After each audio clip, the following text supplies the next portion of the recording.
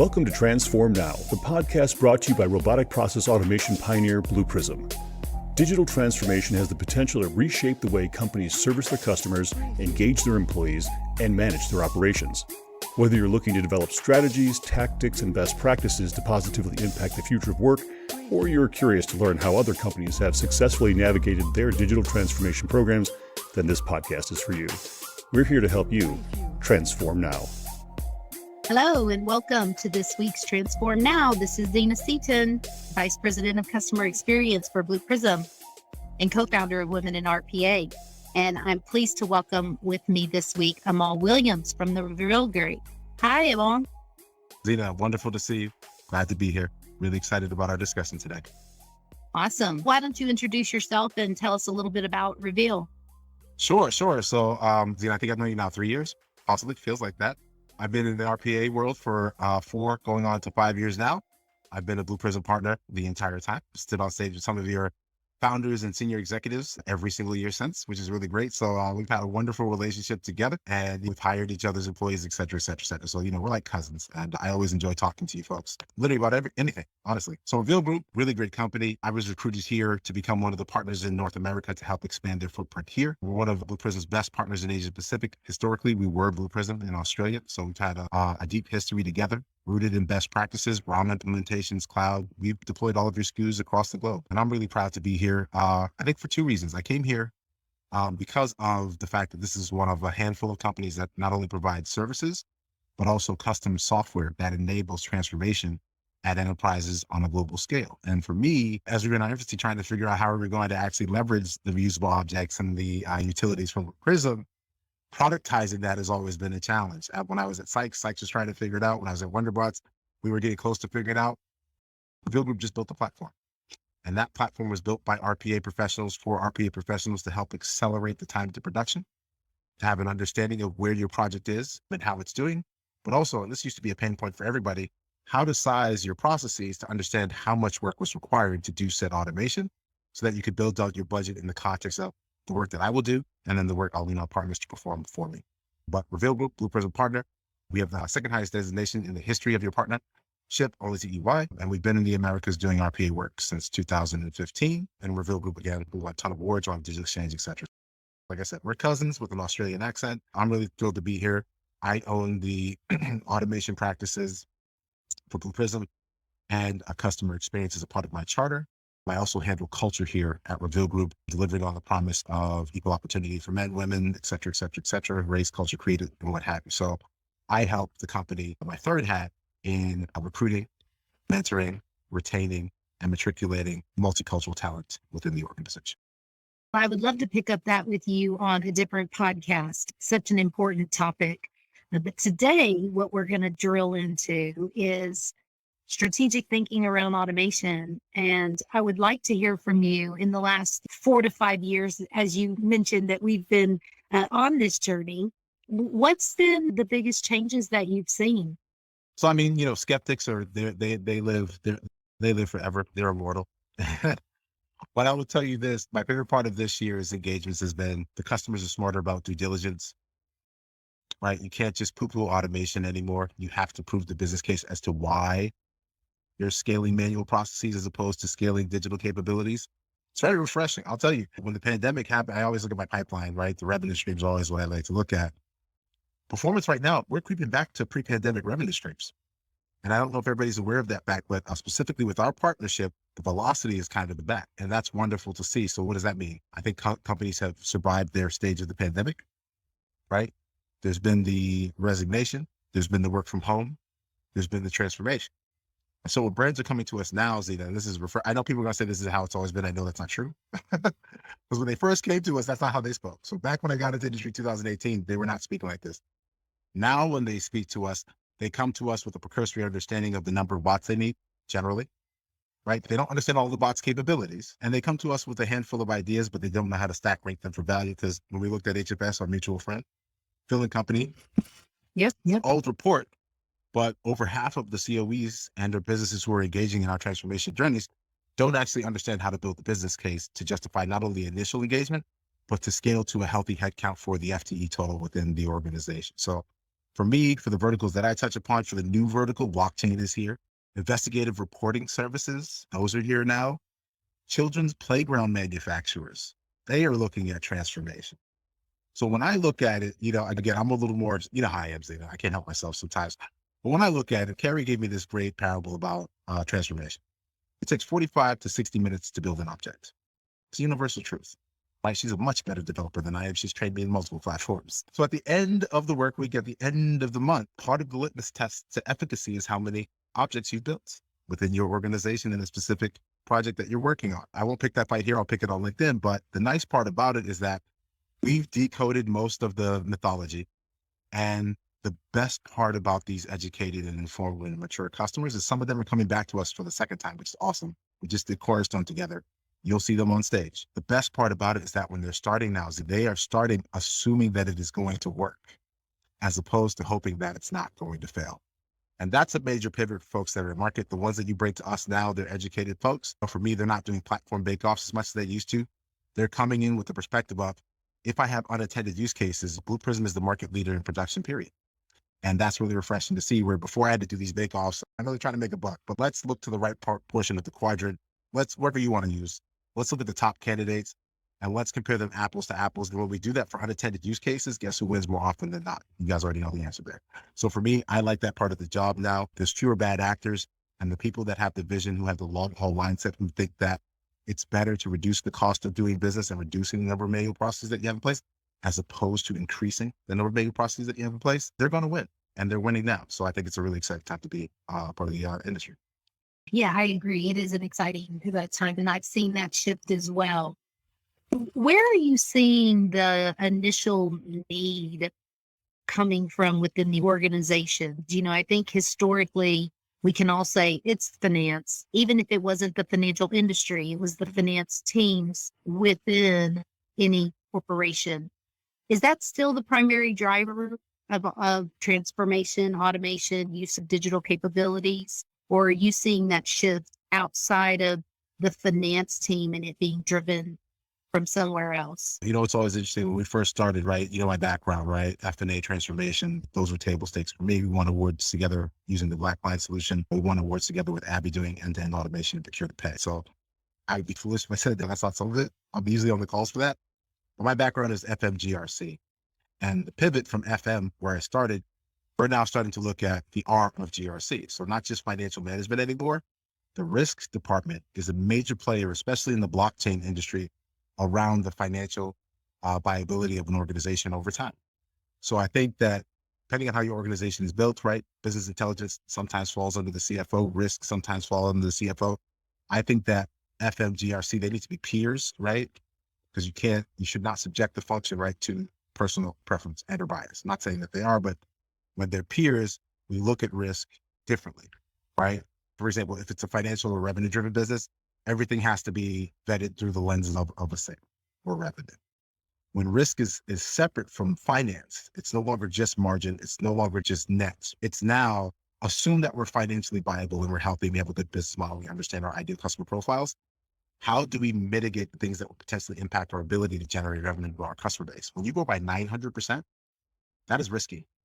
And if you're not being thoughtful about how you go about it, other than expense reports, payroll, timesheets, and what have you, if you're not looking at that level of scale from our lens of risk, you're not looking at it correctly. Like behave yourself. So I think that honestly, transformation now is at a place where you can start anywhere. I'm doing more revenue automations. I'm doing more research and report and analytics use cases. But I'll tell you, when I just include, I build this chart, I shared it with you, actually kind of use it together. There's 4 buckets where we can transform a bank. And one of those buckets is the financial component. The other bucket is customer service, right? The other bucket is middle office. And there's a tertiary bucket that we look at, which is operations, the effect that we can onboard a new client and we can service that client and we can charge and collect from that client, leveraging automation. Finance, great place to start. People are starting in other places now, which is really exciting. But if I start over here and I'm touching revenue, I have to swoop up the finance department into the equation as well. I can't avoid them and expect that we're going to be successful. Agree. As you see the expansion, if you will, of input from across the business increasing, do you see the need for different types of digital capabilities increasing? You mentioned blockchain earlier. That's something that's super interesting. I still not sure I completely have my mind wrapped around it. So what do you see as far as the digital landscape or capabilities and how it's expanding as you potentially move outside of classic finance and into customer service and support? It's a great question, comment, statement, what have you. I think what's really interesting to see is that the evolving businesses, they had to benchmark someone. So a lot of the people who are working in blockchain, they have a financial background. So BFSI still is at the core of their pedigree historically. So guess who they're bringing with them? Their top consultancy partners who service those practices as well. So even though the technology is super funky, and I'm not going to try to explain it on this call, like I think I got it down, but like I could destroy the entire interview if I get this part wrong. I'll tell you this, the traditional people that worked at banks and financial services companies, what have you, they're the core folks at these companies that are growing massively. I'll give you a simple use case. I like cryptocurrency. I like digital contracts, blah, blah, blah, right? I have to submit taxes now. My father-in-law is my tax person because I'm terrible at it. And he's like, I need to see your funny money stuff too. I was like, oh, it's so great. There you go. Let me send it over. If you cannot submit your paperwork for tax purposes, guess what happens to you? The same thing that happens to the rest of us. We get audited. So the blockchain folks have to take a risk perspective. I know the big banks don't want to admit this, but these companies are being served not only by retail companies or retail clients. They're not only serving retail clients, they're also serving industrial or commercial clients. And some of those commercial clients are all of our banks, right? I know it's such an icky place to kind of have the conversation, but it's impacting a larger ecosystem than we're willing to admit. With Meta and Facebook and the world being digital, imagine purchasing digital real estate for a fraction of the cost. And so if somebody wants to do a virtual house party, a virtual tour of that place, like people can buy things that they can't afford to buy in real life in the metaverse if they have pockets of liquidity from cryptocurrency. Separate conversation. I think it's really exciting to see these emerging markets. I also like the fact that when we work with these advanced technology bleeding edge folks, guess what we start with? Blue Prism Process Intelligence, because it still starts your process. And if we don't find that backlog of low hanging fruit with high value, it doesn't matter how fancy their tech is, it won't even get off the ground. So we still need 2.5 to 7x return on investment. Interestingly enough, in finance, we're seeing 300% ROI. Feel free to check the website. But I think we have to use high value use cases. And I think we did a webinar together, did it 2 years. It was y'all, me, and Salonis. And we said scale starts with discovery. And that hasn't changed. And you guys have upgraded your tools through acquisition. I know the Timeline PI guys, I've known them, I think, too long, but I saw my first demo of them in an insurance use case when I was at Wonderbots. And it's true, right? The market says that there's an increase, and the companies that start and scale, they start with discovery. It's extremely important to the success of any enterprise that's serious about transforming their business. All right. I love those use cases that you gave us there, some around some emerging and fun technologies. And when it comes to automation, starting with discovery and process intelligence, can you expand on that a little bit? Where do companies go from there? Yeah, absolutely. So, without citing all the data points, all the market intel is telling us that this is a key step for customers and how they land and then eventually expand their digital capabilities across the broader organization. And so we say, where do we go from there after we have 8 to 10? I mean, personally, we're good. We want to do 50 to 130, right? That's our sweet spot. So enterprise value scans across multiple lines of business, either following the data model or the use case from end to end. The best practice would indicate. So for us, I was up to pivot to change management around this one, because when you first talk to a customer versus when they come back to you for the second time and we're starting from scratch again somewhere new, I always like it when they sound like us, because that means that it's working, right? And my favorite little emails, aside from the ones that I get that are pretty funny for my customers, so I still get memes and things like this.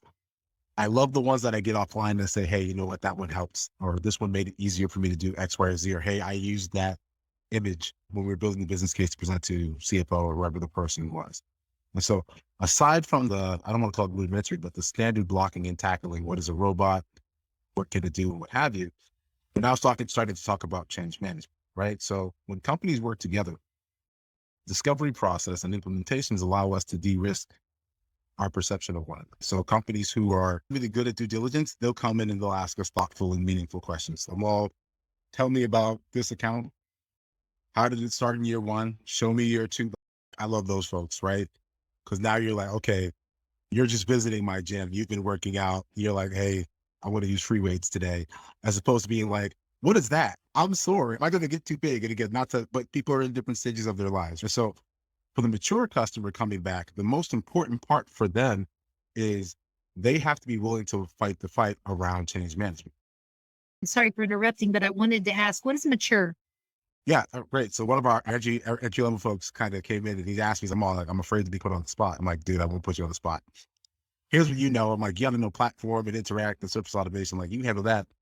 My job from an operating standpoint is to say, is the customer's maturity, right, different than its capability? So if we've worked together before, you understand what a robot is, you've seen it put into production, you've seen it do end-to-end automation and let's say procure to pay, order to cash, human capital management, whatever the area is, you're going to speak to me differently. So your understanding of transformation overall is more mature than it was when I first met you. All right. So maturity. But if we look at that versus y'all's maturity framework, that net new company, even though the person's worked with me before, they're still at the initialized stage. Like, you can't skip steps because the evangelist still has to deal with the curmudgeons. What's a bot? Is it iRobot? Right? Terminator was terrible. Like, okay, fine. Like, we got to do all that stuff. But when the customer is mature, it's easier for them to inform the organization about the pitfalls. So when the customer is mature, but the capability is immature, we're at the initialized stage. We've already done this before. When everybody's at the getting started user RBA stage, I have to do a lot more work. I have to be Wikipedia sometimes. I have to enable them. And I've started more so today than I used to in the past. I started to reuse content that's successful as opposed to using all content. So if somebody says, perfect example, you guys versus your competition, I have to do enablement around why the recorder does not equate to scale without calling anybody out by name. Okay. So a customer will say, I saw all the marketing, looks really cool, great stories and what have you. I can just record my way to $10 million in savings. So one of the assets that I use, it talks about, Gartner has this amazing piece on RPA best practices for scale. I mean, it's everything. Servers, change management, questions and answers, stages of it, like in the entire thing. Is that the critical capabilities report? Right. Yep. Exactly. Okay. Right. And so what we're talking about is understand, like, for example, if we do a task, pilot, proof of concept, entry-level touch point, that's not necessarily reflective of the effort required to put a proper process into production. So sometimes customers, when they're getting started early, they'll see a recording of a process, they'll see the capabilities of a platform, and they'll say, hey, that looks pretty easy, right? That's not the same thing as me automating payroll and time cards for 25,000 employees. And I wanted to look at it to be this chasm of an understanding, because the initial engagement, there's a high level of confidence. HFS made this arc during its 2018 report. And it's like, I understand the technology. This seems pretty exciting.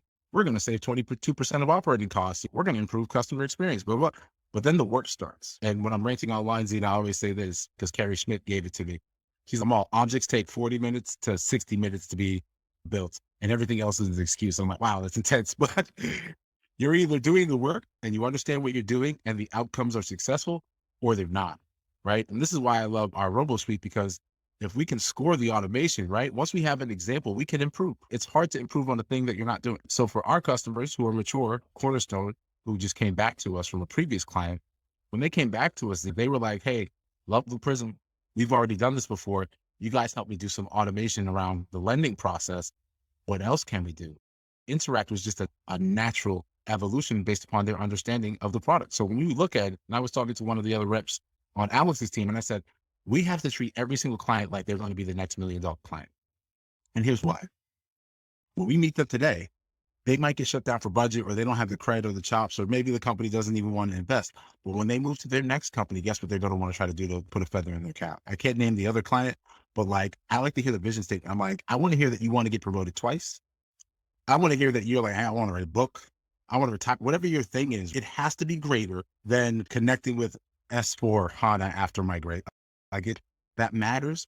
But if the person who owns it has a vision of a greater net new normal, I'm excited to work with them, because then I can say, hey, guess what? Here's 10 folks. Let me show you their business cards on LinkedIn, right? Let me show you, Viacom. Let me show you Equinix. Let me show you what have you. And I said, when I met him, it was here, right? And sometimes I even show the message, and he's like, hey, well, how much work can a robot do?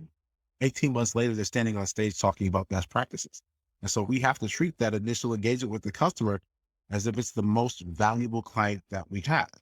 Same thing's true for transformation. You have to take the calls. You have to do the interviews. You have to answer all of the questions, and you have to not put your ego in front of the response, because that's why there's friction and change. Like Jeff doesn't like to work with Susan. Why not? And so when Jeff comes back now to work with Susan again, and he's like, hey, I want to automate processes. I want to do demand generation, which is the hardest thing for people to do. If there's friction already there, it's going to be hard for that person to be seen as a trusted advisor to educate them about how we're going to transform that person's specific part of the business. Right, which really speaks to the importance of change management in these projects. How does it also change the way that businesses grow? As a business thinks about forward growth, when they do have these digital capabilities, when they are mature, how should they think about that growth differently? It's a great question, right? I don't want to repeat old content, but here's where I think without top-down transformation initiatives, none of the fun stuff happens. So top-down transformation initiatives are like, I want to look at this part of the business. I want this team to get it done. And guess what? I can't name the client, but guess who shows up? Operations shows up, right? Shared services shows up. The team starts to form ahead of time. The mature due diligence, it's just different. So immature due diligence, can you automate in Salesforce? And I'm not even saying that to be snarky, right? It's platform-based. This platform is a headache, right? Mature due diligence is, hey, do these 3 systems, we need interoperability between Salesforce, DocuSign, and maybe some other platform. Okay, that's a fact. The people who own the business processes that use those platforms, they're at this call during this time, right? That's where I usually see the humble users, and they're like, hey, guess what? I'm not going to be a super user, but I have mission critical systems that fall under my purview. What kind of risk should I expect from entering into a transformation exercise? I also love when they say, we're not the experts. Well, that's an invitation for you to prove to them that you can be trusted. So for me, it's own what you don't know, because that's a lot, right? Own, I think as a professional over time, be very specific about who you are and what you're very good at, right? So like, I am terrible at doing enterprise level installations, right? I have an IT degree. I can do individual provisioning, but I can't do design and builds for enterprise architecture or infrastructure across 10,000 employees. Could I do that? Sure. Today, no, that's not who Amahl is. My job is to say, if you're a massive account, here's the 4 areas of the business where we can look at where 4 automation candidates gave 400% ROI.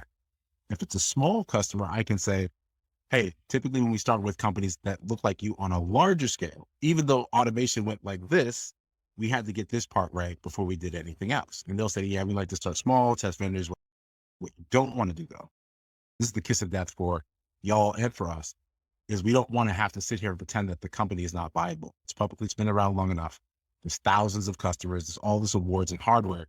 We want to avoid the customer who says, prove to me that y'all are viable. I'm like, Google exists. So we want to make sure that we're dealing with good actors. We want to make sure that we're dealing with top down, right? Not bottom up, because bottom up is hard. And then the third component, when you feel a customer doesn't understand what the end looks like, give them like kernels of short-term milestones that are part of the operating model. So I don't know which process to start with. I'm like, which part of the business do you think needs it the most? We'll scan there. All right, great. There's 50 things that we can do.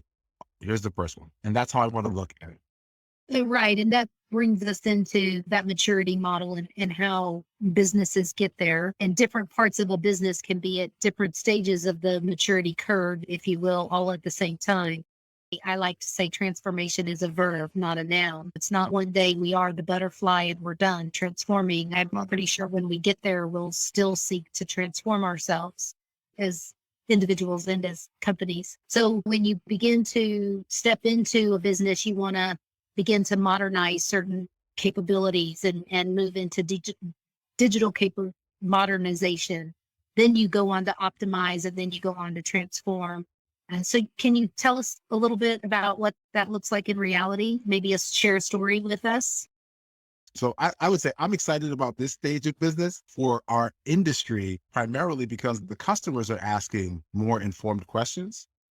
And we as professionals, we have to be more buttoned up when we go. So like, some people want the clay. I'm like, yeah, we have to do clay too. But I like the ones who want to ask us, like, and interrogate us and verify. I like people who are invested. Like, it's not fun talking smack to somebody who doesn't like to talk smack. Like, I want to have somebody who's across the table from you and invested. So when I look at it, do you have retail operations? Do you have industrial operations? Right? Are there common processes between those two lines of business? Which ones have the highest churn as far as your employee headcount is concerned? That friction is from manual processes, right? That friction is because you don't know when work ends. And automation, for me, it's still my favorite source. My first candidate, University of Vermont Medical Center, they got half of their days back by leveraging digital workers. And those days were no longer the worst days of their week. High, not that they did this, but calling out sick, et cetera, et cetera. The human elements that are reacting to the friction of manual processes and the fatigue over time, we stare at it and we look at it, right? There's companies right now, 41% of their headcount left. Guess which function they probably left from, right? That's where we need to point the crosshairs and say, let's look at this part of your business. Can it scale if it doesn't change? Not meaning the robots, but can your business scale if it doesn't change? And so if we're not asking those questions, we're not really asking the questions that are at the core of the business. So are we attracting talent who thinks that what we do is pretty cool? How do we verify that? Are we losing talent because of our non-digital bottlenecks and our manual processes? And then the next part is, are we going to be able to compete with or win our marketplace if we don't change at all?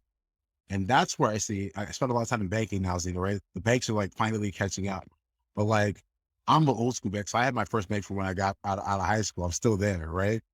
They have disparate systems and they're going through acquisitions. So it wasn't that long ago where like, if I wasn't in Springfield, or if I was outside of my state, there's just certain information I couldn't have access to because the systems were not, there was no interoperability between the companies. And so when we look at BFSI, specifically vertical accounts, let's take the I and separate it now because insurance is a different beast, right? It's expensive, but financial services and banking, the bell cows all have KYC and mobile and all that stuff under wraps, right? The smaller mid-sized ones are like, hey, tell me what so-and-so is doing. And I'm like, I can tell you, but like your budget, like you're not built that way. And so if you look at your customer experience, where are you not currently meeting your customer demands? Oh, okay, we don't have 24/7 availability. They still have to call in for password resets. They can't provision an account without talking to a human being. Let's argue offline about upsell, cross-sell, and banking. But if you're not currently meeting your customers' expectations, and there's easy ways for you to do that. There's a bunch of people who can provide you with those services. Look at where your customers are the least satisfied. So like we were doing exercise together today, Xina, where it was like, hey, there's 170,000 calls that get handled. And I asked one of your colleagues, I go, what happens if we route all 170,000 of those calls in the chatbot? What happens? Right. So we haven't actually solved the problem. We did create deflection, but we didn't solve the problem. We created a greater digital problem. Okay. So that's where we need to be careful. What I love about that example, though, is that the customer's experience or the customer journey is what is being put at the front as you are thinking of an outcome that's desirable. And I see that more and more, whether it be the customer experience or the employee experience, which, as you described, automation can greatly improve that employee experience in a lot of cases. Any last thoughts that you'd like to share with our listeners before we wrap up this podcast? Yeah, somebody has to do the work, and it's hard until you're good at it. So when you're looking at asking your organization to rally around change, you're going to have to demystify a lot of the popular misconceptions. You're going to have a long haul mindset about what transformation actually is going to look like and feel like. So not just your initial setup, right, where you're using a partner pretty heavily before you grow your own capability, but you're now talking about next year, how many employees you're going to have RPA as a part of their title. That's more common now. I love that. That's a great pivot to now when you're saying, okay, we got the first 6 months right. Hey, I need to get some developers on the staff. Hey, what have you. I'm like, hey, these two people from your team right now, they can do the BA functions. Oh, okay, great. And you got tools, right? And then I think the last part, I think this is the most important part. People argue with me when I say this. You can't get disenfranchised employees to transform your business because they're disenfranchised. They're not even sitting in your business. And so, dear executives who are hearing me, who are connected to me on LinkedIn, if your folks are miserable, okay, if they're not genuinely, let's argue online, but if they're not genuinely concerned about the health of your business, you do have a larger problem. But don't let the disenfranchised people be the head of RPA and within your seat. It's not going to rejuvenate. It's not how it works. And so I think when you choose your leader, that leader has to have a vision. That leader has to have a vision that's longer than 2 years in its length. And then don't have people in the program that are interviewing and looking for jobs. I don't even know how you're going to assess that, but here's the vibes. You send somebody an email at 4 o'clock on Friday and say, hey, can we meet in half an hour? If that person's not available, that might not be the right person to lead your transformation program. I'm not judging the people because we're in the middle of a pandemic, but I'm just saying, don't force people to do transformation who are not fundamentally invested in the business, because guess what's going to happen?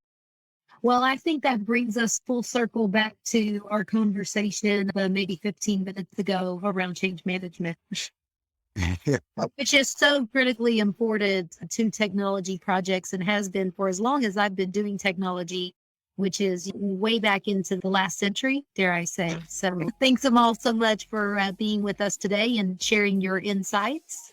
No, always great to see you. I love these things, obviously, but I do enjoy it. It is great to see you, and I'm looking forward to the summer and the spring. Can't wait for the snow to end.